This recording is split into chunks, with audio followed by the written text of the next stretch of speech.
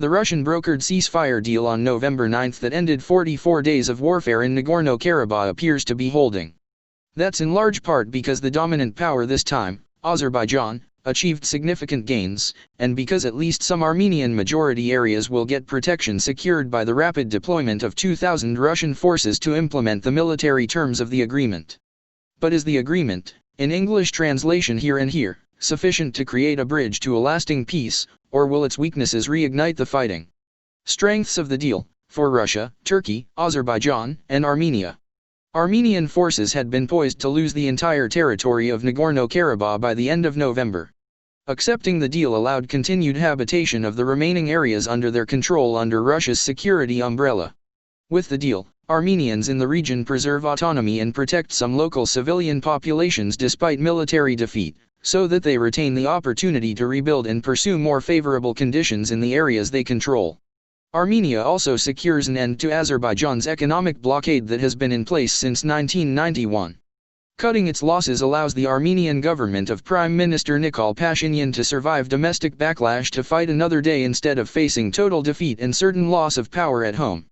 However, amid calls from opposition parties in parliament and from protesters for the government's resignation and even an alleged assassination plot, Pashinyan, 45, appears unlikely to last without significant offsetting action to meet demands of the opposition, such as appointment of hardliners to his cabinet or a unity government. In Azerbaijan, President Ilham Aliyev now believes he has secured sufficient gains to call for peace and reconciliation on his terms, having led his nation back from humiliating losses in the last Karabakh War in the 1990s. As Azerbaijani forces advanced, the cost of the offensive in lives and resources had been rising, with thousands of their troops and hundreds of civilians believed to have been killed. Azerbaijan has refused to release casualty figures. If the conflict had proceeded into Stepanakert, the capital of Nagorno-Karabakh, the resulting brutality could have damaged Azerbaijan's political position even further, especially among Azerbaijan's gas customers in the West, who had expressed concern about Aliyev's human rights abuses and were already contemplating sanctions on arms exports to Azerbaijan. With Russia's brokering of the ceasefire and the broader terms it contains, Russian President Vladimir Putin reasserted his country's centrality in the conflict as the undisputed power broker in the region, becoming Armenia's best and sole ally willing to act tangibly on the ground, if only in defense of Armenia's internationally recognized borders.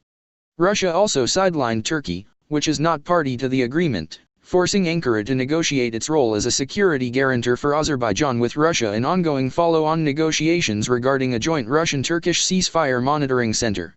Russia also retains its position as a strategic partner for Azerbaijan, giving Aliyev a win that neither he nor Azerbaijani citizens will soon forget, as Azerbaijan has long based its post-Soviet identity around its loss of, and desire to recapture, Nagorno-Karabakh.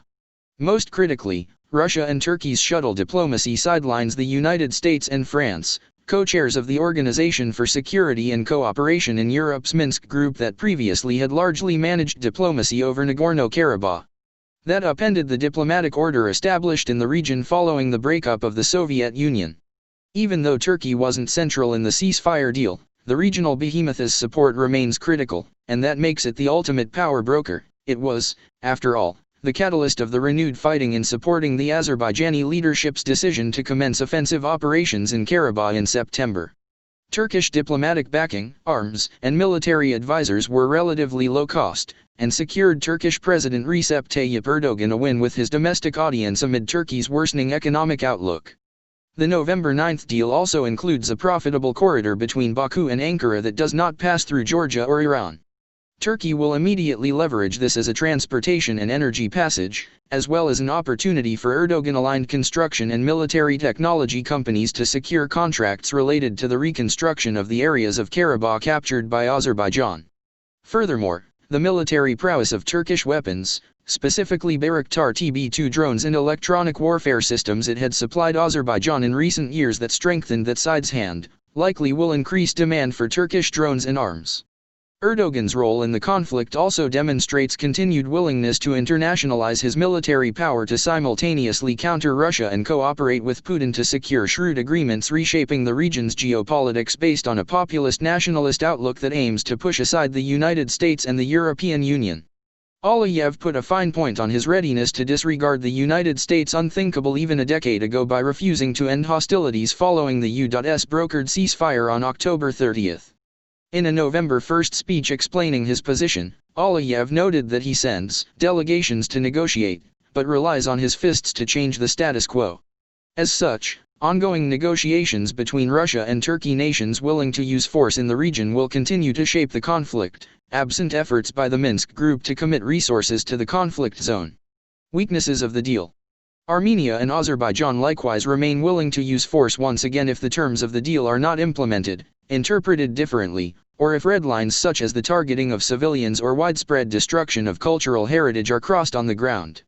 Now the question remains whether the leadership in both countries can avoid crushing nationalist pressure to continue pursuing prosecutorial, xenophobic, and maximalist positions in any negotiations stemming from the November 9 deal. Should those talks collapse, the ceasefire may yet fail. Many of the flashpoints that existed before continue to be a source of animosity. Russia and Turkey, too, are likely to pursue their own maximalist interpretations of the text. That may set up conflicts over personnel and equipment deployed to the region, over the operations of the Russo-Turkish Joint Ceasefire Monitoring Center, Joint Rus-Turk Center, and over the legal status of Karabakh itself. Overland transportation and energy corridors to Karabakh through Azerbaijani territory from Armenia and through Armenian territory to the Azerbaijani exclave of Nakhchivan, to be established by 2023, will also become points of contention. Additionally, Azerbaijani nationalists continue to argue that Karabakh's capital Stepanakert, Kankendi in Azerbaijani, and the remaining areas controlled by Russian forces and local Armenians are part of Azerbaijan. Khojaly, the site of a massacre of Azerbaijanis by Armenian forces in 1993, is set to be controlled by Armenians, a dynamic that is sure to generate militaristic calls by Azerbaijanis for its liberation.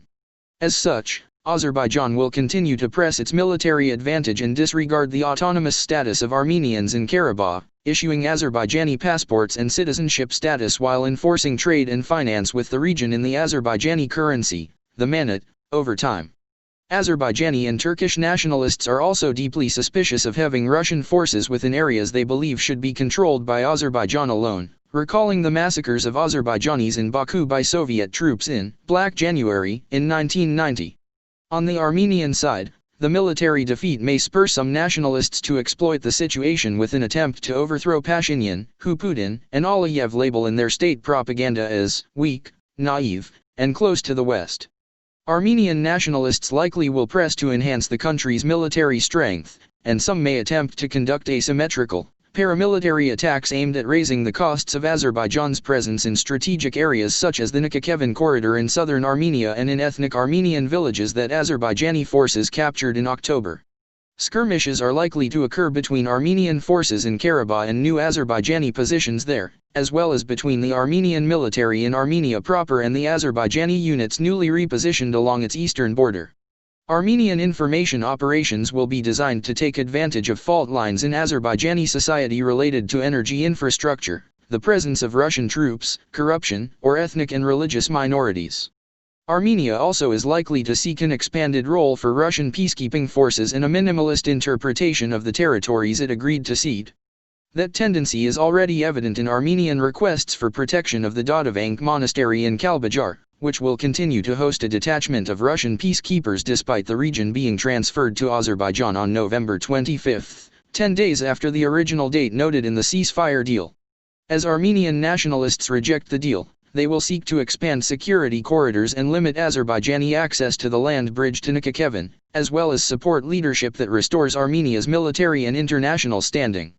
In Azerbaijan, Aliyev, who is 59, is likely to see his domestic political position as increasingly unassailable as he seeks to keep the presidency in his family for decades to come. His position becomes insecure only if he fully resolves the conflict and no longer retains a security-hardened case for his continued authoritarian rule.